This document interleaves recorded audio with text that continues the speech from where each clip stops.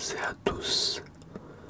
Aujourd'hui, nous allons déguster les chips saveur mini mémoire. Sans plus attendre, ouvrons le paquet de chips.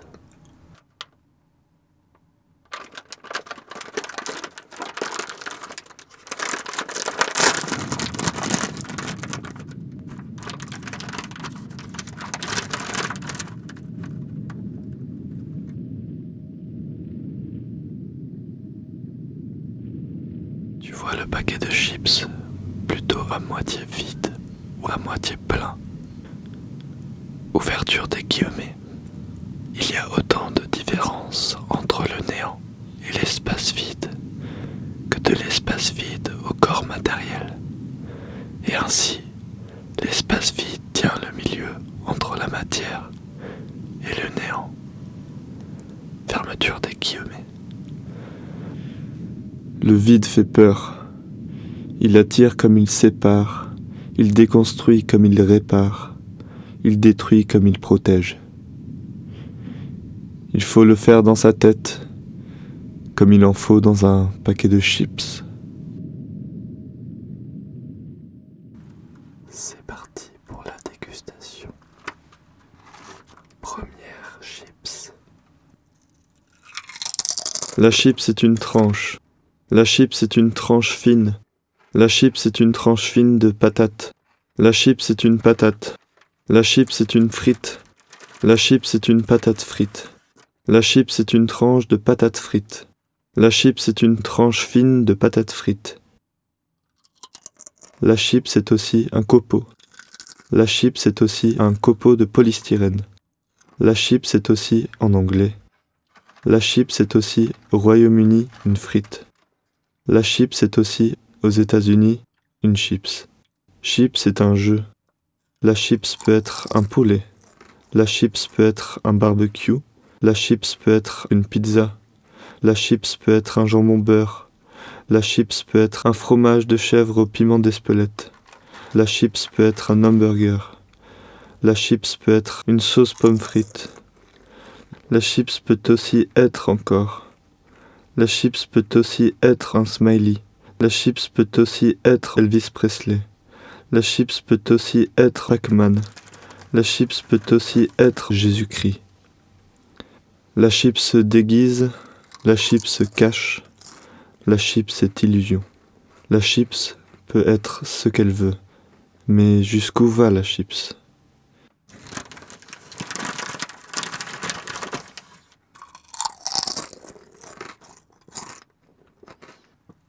Partition. Conceptualisation d'une consommation d'un paquet de chips. Prenez un paquet de chips. Ouvrez-le. Videz son contenu sur une surface propre. Vous pouvez jeter le sachet. En partant de la droite à la gauche, triez par rangée verticale de 6, de la plus petite miette à la plus grande chips. Lorsque vous avez fini cette étape, vous pouvez vous munir de plusieurs feuilles A4 et de quoi dessiner. Toujours rangé, commencez par dessiner la plus grande chips. Quand vous avez fini, vous pouvez la manger. Répétez ce processus jusqu'à la dernière miette.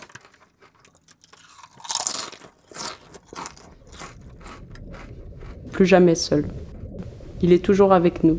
Il est des fois dans nos sacs, souvent dans nos poches, surtout jamais très loin. Il nous accompagne au travail, au supermarché, dans le bus, à table, aux toilettes, ou au lit encore. Il est notre troisième cerveau. Vous l'avez deviné, c'est le paquet de chips. Et non, c'est en fait le smartphone. Mais je ne veux pas parler de smartphone sans parler de chips, car le paquet de chips représente, synthétiquement, les prémices d'un modèle de consommation actuel, notamment celui que l'on entretient avec nos smartphones, ou plutôt avec les réseaux sociaux. Ces réseaux sont avant tout des plateformes où l'on partage des vidéos en masse.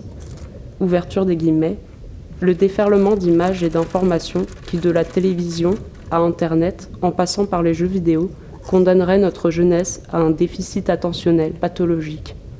Fermeture des guillemets. On retrouve l'essence de cette citation dans l'expression nord-américaine « couch potato », littéralement « patate de canapé ». qui est un individu qui regarde, de manière excessive, la télévision, les écrans en général, et qui n'a pas de vie active. C'est aussi, présupposément, un consommateur de chips, d'où le potato. Cette consommation excessive d'images via nos smartphones transformerait donc notre manière d'appréhender le réel. Je prends ici comme exemple l'application TikTok. En 2021, TikTok a passé le cap d'1 milliard d'utilisateurs actifs sur sa plateforme. Plateforme attrayante qui pousse à consommer en masse et sans engagement de par ses vidéos de quelques secondes adaptées au goût du consommateur. Conceptuellement, les chips ne sont pas si différentes. Bien emballées, ingérées en quelques secondes comme une vidéo TikTok. Elles présentent une grande variété de goûts qui évoluent selon le consommateur. Du snacking au snacking informatique, au moins on peut faire les deux en même temps.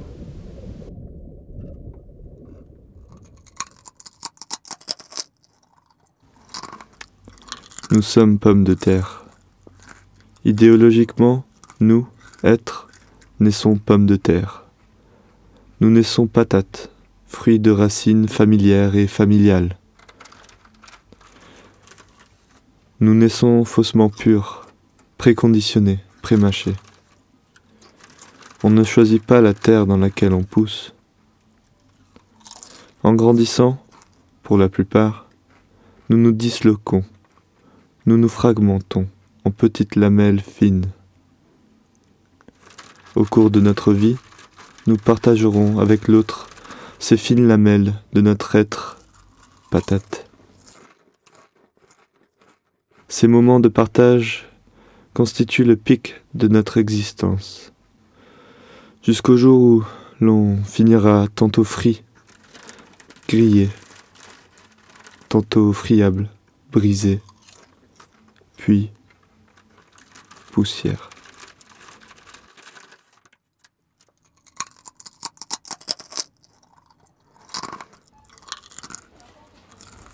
Supermarché rayon art.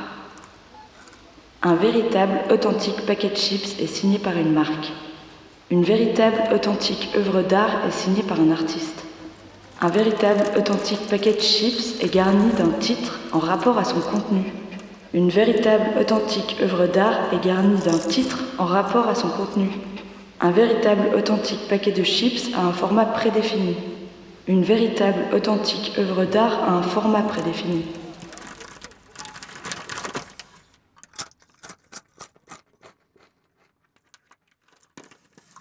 L'heure, en bas à droite de mon écran, indique 3 heures du matin. Ça fait maintenant 8 heures que je traîne sur Internet. Je ne me sens pas fatigué. À vrai dire, je ne me sens plus grand-chose à part mon dos. Ouais, lui, je le sens. Pas étonnant, tandis que je n'ai bougé de ma chaise, ne serait-ce que pour aller aux toilettes. Je me sens déconnecté. C'est paradoxal. Sans avoir bougé physiquement, ma tête, elle, voyage. J'ouvre des fenêtres, des onglets, je titube entre les textes, les images, les vidéos, sans faire de réel choix. Je me laisse guider par le flux qui, lui, file sous mes yeux, vitreux, sans que je ne puisse l'arrêter. Et je me rappelle avoir commencé par mettre de la musique sur YouTube, et 8 heures plus tard, je me demande si la Terre est vraiment sphérique, ou si les aliens sont parmi nous, ou si Michael Jackson est encore vivant, ou si c'est un alien, lui aussi, qui sait. Mais après tout, il était un peu bizarre, non ? Mais rien ne dit le contraire, et je suis sûr qu'on peut trouver des articles qui le prouvent. Ah, puis regardez chez Chips, c'est un signe de l'au-delà, il y a Jésus, Jésus est vivant, il est parmi nous, il est dans nos chips, il faut le croire pour le regarder. Non, il faut le voir pour le croire, alors regardez, c'est un miracle. Ah ! Pour votre santé, faites attention à la junk food et à la junk news. Ne croyez pas toujours ce que vous voyez, ni à ce que vous goûtez. Vérifiez vos sources. Vous n'êtes pas en train de manger un poulet rôti. Ce sont seulement des chips goût poulet rôti.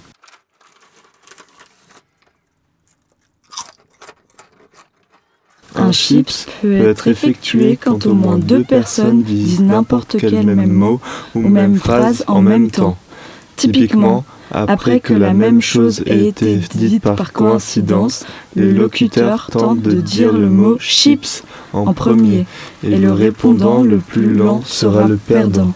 On dit alors qu'il est chipsé. Si les deux locuteurs prononcent le mot chips de façon simultanée, il convient de prononcer le mot contre chips. De nouveau, si les deux locuteurs se contre chips de façon simultanée, il est possible de surenchérir avec l'enchaînement linguistique suivant. Paquet de chips, sac de chips, brouette de chips, usine de chips, planète de chips, univers de chips, infinité de chips, tutti quanti de chips. Il convient de préciser qu'il n'est pas autorisé de rajouter davantage de vocabulaire afin de conserver l'intégrité du jeu. Chips! Tu peux plus parler jusqu'à que je dise ton prénom. Tu t'appelles comment déjà?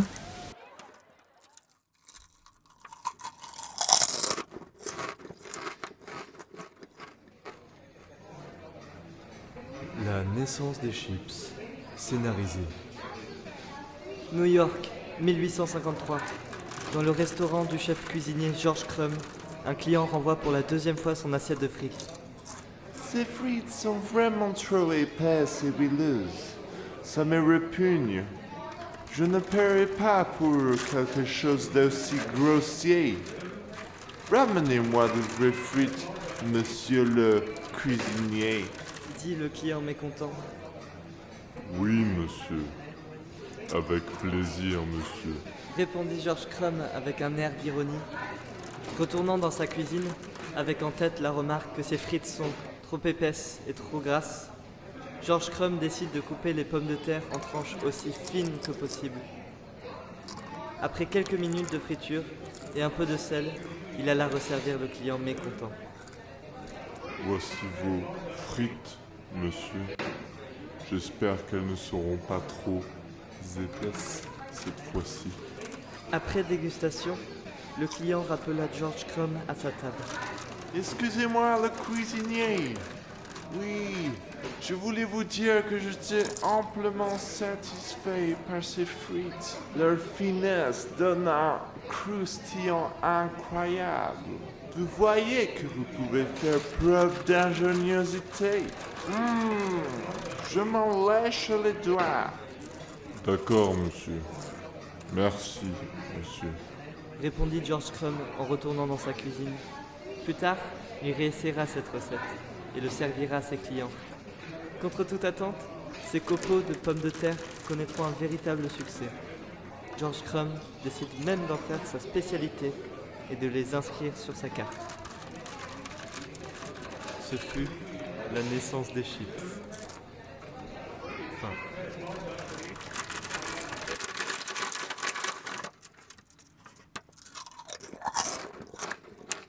Sans plus attendre, tu peux te présenter déjà peut-être. Je suis Lynn. On me confond souvent avec une célébrité qui s'appelle Linux. Oui. Mais que nenni, je ne suis que sa manager. Je voulais savoir, c'était quoi ton plus vieux souvenir avec les chips? Un jour, j'ai mangé un goûter et mon goûter c'était souvent des chips. C'était pas un goûter, tu sais, je me faisais des énormes sandwichs gigantesques. Et je mangeais des chips, mais j'avais un peu honte de me faire des autant gros goûters. Genre, j'étais là des fois devant mes amis en mode mais putain, est-ce que c'est normal d'aimer autant les chips, tu vois, de manger autant quoi. C'était un peu comme une mini honte, je sais pas pourquoi, de me faire un autant gros goûter de chips et de sandwichs, genre des sandwichs bourrés de chips, genre. Alors que les autres ils mangeaient des céréales. Mais voilà, moi je préférais les sandwichs aux chips. Et voilà, plus une anecdote aussi. Ouais. C'est pas vraiment un souvenir, mais ma mère elle me disait que quand elle était enceinte de moi, elle ne bouffait que des chips. Et je me demande si ça a un rapport avec le fait que j'aime autant les chips. C'est beau. Et voilà. Pourquoi et comment t'as voulu intégrer la chips à ta pratique artistique? Eh bien, la chips à ma pratique artistique, ouais, je sais pas, ça m'a fait un peu rire de mettre une chips sur une petite table en tulle. Peut-être pour lui donner un peu d'importance. Elle était un peu sur son socle, même si c'est pas un socle, mais c'est vrai que j'ai pris le temps de faire une céramique. J'ai pris le temps de construire une table juste pour cette chips, peut-être un peu pour la mettre en avant, parce que justement, ça me met un petit peu triste, tu vois, qu'on la considère pas à sa juste valeur. Je sais pas, il y a peut-être un peu de ça. Au départ, pour cette production, je dirais, ont été sélectionnés, en fait, je voulais des chips uniquement pliés, là. C'est les meilleurs, parce qu'en un croc, tu as la sensation de manger 2 chips en même temps. Et du coup, c'est hyper agréable. Et c'est pour ça que ce sont mes chips préférées dans le paquet, c'est celle que je mange en premier. Cette sculpture s'appelle le Patatina Seignavita. Et en gros, parce que c'est une phrase que j'ai aperçue, écrite sur un mur et tout en Italie. Et après, j'ai appris qu'en fait, Patatina, du coup, ça veut dire chips, mais c'est aussi un nom affectif qu'on peut donner à une personne. Je trouvais ça grave cool qu'on puisse appeler les gens « Hey, chips !» en mode stylé. T'as une chips préférée? T'as un goût préféré? Alors, qu'est-ce que tu nous conseilles? Je les aime toutes, et celle que je préfère, c'est classique, nature, au sel. D'accord. Et quand des fois je me sens un peu chic, j'aime bien celle qui est frisée. Ah d'accord. Tu vois, ouais. Celles qui font des zigzags. Ondulées, ouais. Ok. Ouais. Merci beaucoup Lynn, et on se voit... Merci à toi pour cette interview, et c'était fort agréable. Ouais, carrément, merci beaucoup pour Allez, tes réponses bisous. croustillantes.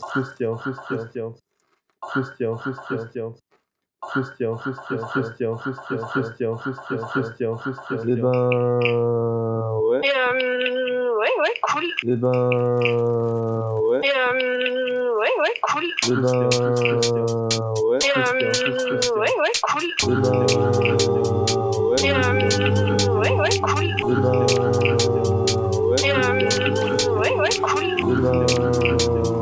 Eh ben... ouais. Ouais, cool. Eh ben...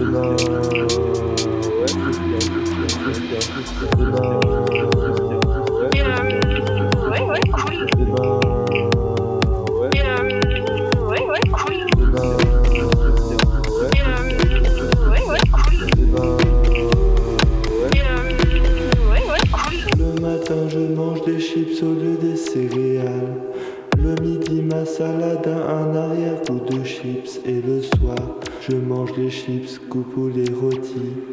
Quand j'ai mal dormi je mange un chips goût Doliprane. Le matin je mange des chips au lieu des céréales. Le midi ma salade a un arrière-goût de chips. Et le soir je mange des chips coupe ou les rôtis. Quand j'ai mal dormi je mange un chips goût Doliprane.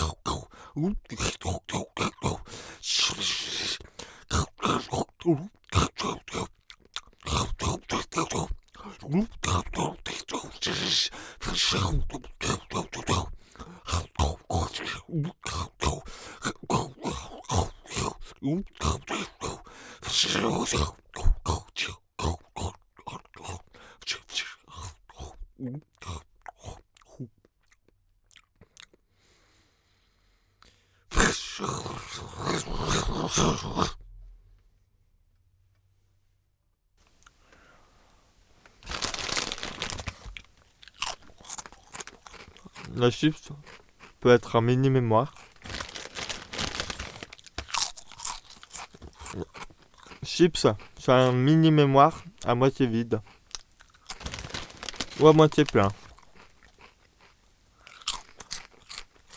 La chips est éphémère. Ce mini-mémoire est éphémère. On peut consommer ce mini-mémoire comme on peut consommer un paquet de chips. La chips est vrai. Ce mini-mémoire est fake. La chips est fake. Ce mini-mémoire est vrai.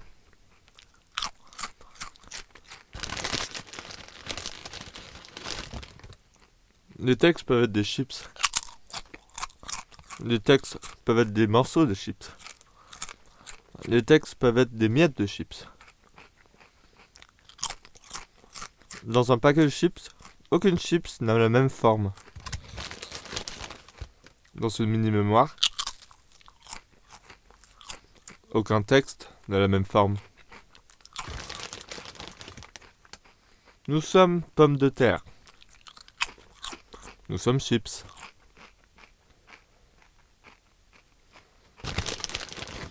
La chips est fictive. La chips est scénarisée. La chips devient conceptuelle. La chips devient mythologique. La chips devient art. La chips n'est plus ce qu'elle était. La chips devient ce qu'elle n'était pas. J'ai encore faim? La chips n'a pas de limite.